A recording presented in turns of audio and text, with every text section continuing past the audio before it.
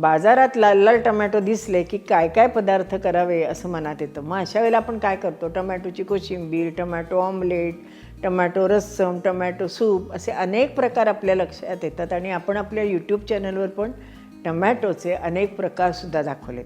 पण भरलेले टमॅटो खाल्लेत का तुम्ही कधी? खूप छान लागतात.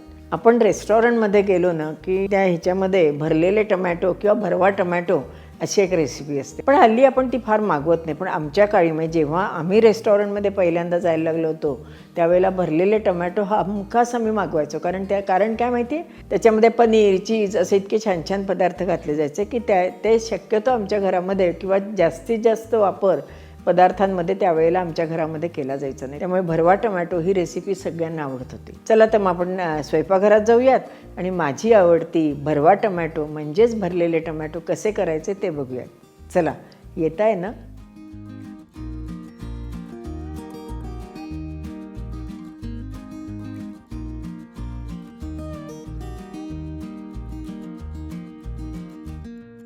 आता आपण भरवा टमॅटो करणार आहोत. त्याच्याकरता आपल्याला थोडी ग्रेव्ही करावी लागेल बरं का. त्याच्याकरता एक 8-10 आपण काजू घातलेत. तर त्याच्यात आपण हे चिरलेले 3 टमॅटो ते आपण ह्याच्यात घालून घेऊया. त्याच्यात आपण चिमूटभर वेलदोड्याची पूड घातली आहे, 1 चमचाभर धन्याची पावडर, चिमूटभर दालचिनीची पूड, लहान 1 चमचा गरम मसाला, अर्धा चमचा कसुरी मेथी आणि हे आपण एकदा हलवून घेऊया.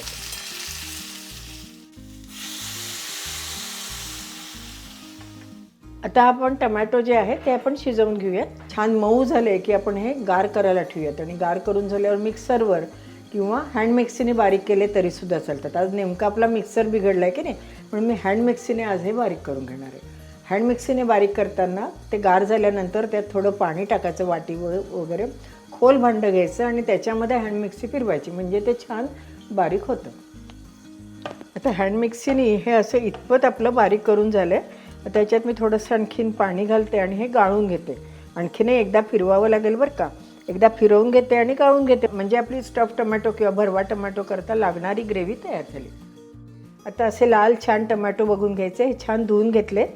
त्याचा वरचा भाग आपण कापून घेतला. आता हे जे आतला जो भाग आहे तो आपण चमच्याने सगळा करून घेऊया.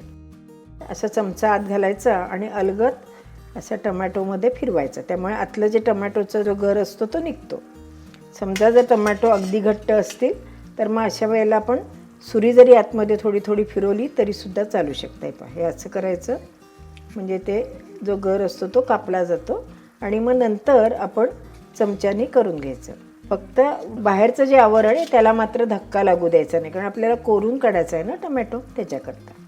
आता हे आपण मधलं जे आहे असं चमचा गोल फिरवला की आतला मधला भाग निघून जातो.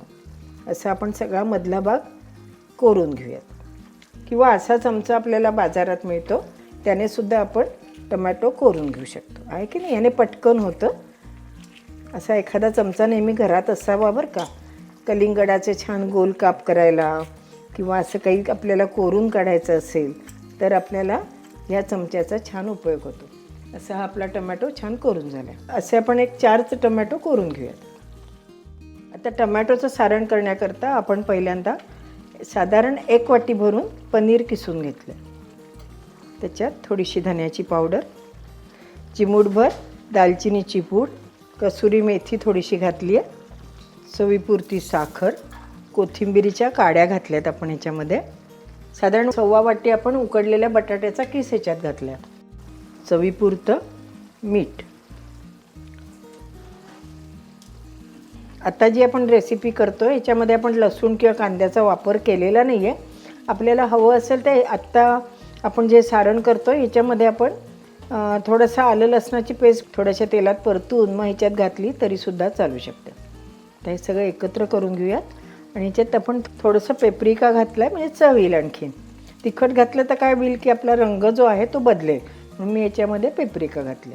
ह्याच्यात आपण बारीक बारीक काजूचे तुकडे केलेत, तेही आपण ह्याच्यामध्ये घालून घेणार आहोत.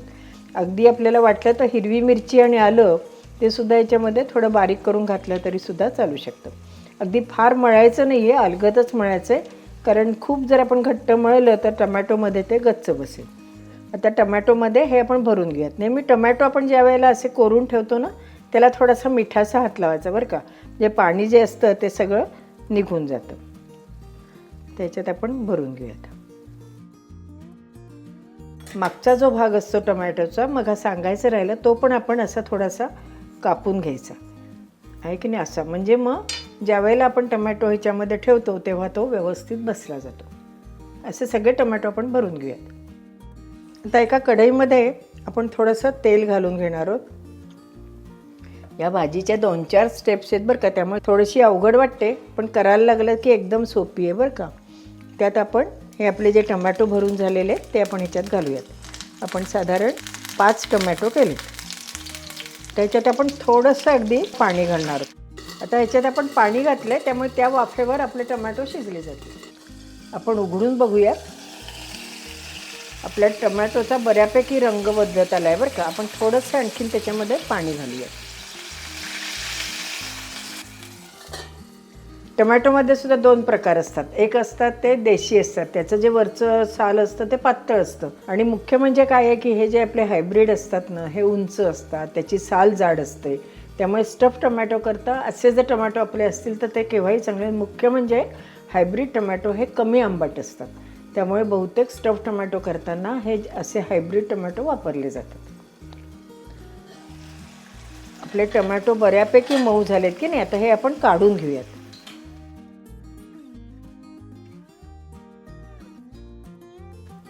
आता ही ग्रेव्ही आपण गाळून घेऊयात. असं आपण गाळून घेऊयात म्हणजे आपली जी ग्रेव्ही आहे की नाही ती अगदी छान एकजीव होईल. आता आपलं छान गाळून झालं आहे. आता आपण थोडी ही जी ग्रेव्ही आहे ना ही थोडी शिजवून घेऊयात. त्याच्यात आपण मीठ घालूयात. थोडंसं कमी वाटतं आणि मला वाटतं मग अगदी बेताचं घातलं होतं ना मी. त्याच्यात आपण चवीपुरतं तिखट घेऊयात. हे काश्मीरी तिखट आहे, त्यामुळे मी अर्धा चमचा घातलं आहे. तर बऱ्यापैकी आपलं घट्ट झालं आहे. आता याच्यात आपण आपले टमॅटो आहेत ते ठेवून घेऊयात. आता झाकण ठेवलं आहे. 1-2-3 मिनटं छान त्याला शिजवूयात. म्हणजे आपले टमॅटो सॉफ्ट झाले की आपली भाजी तयार. अगदी आणखीन शाही करायचे असतील ना तर आपण याच्यावर चीज किसून टाकू शकतो, नाहीतर क्रीम घालू शकतो, किंवा आणखीन काजूचे तुकडे करून ते आपण याच्यावर घातले तरीसुद्धा ही भाजी अतिशय उत्तम लागते. 1-4 मिनटं झालेली आहेत. आपण उघडून बघूयात. आहे की नाही, आपलं जी ग्रेव्ही आहे ती पण छान म्हणजे घट्टसर झाली आहे. टमॅटोही चांगले शिजलेले आहेत, त्याचा रंग पण छान झालेला आहे. अशी आपली ही छान भाजी तयार झाली.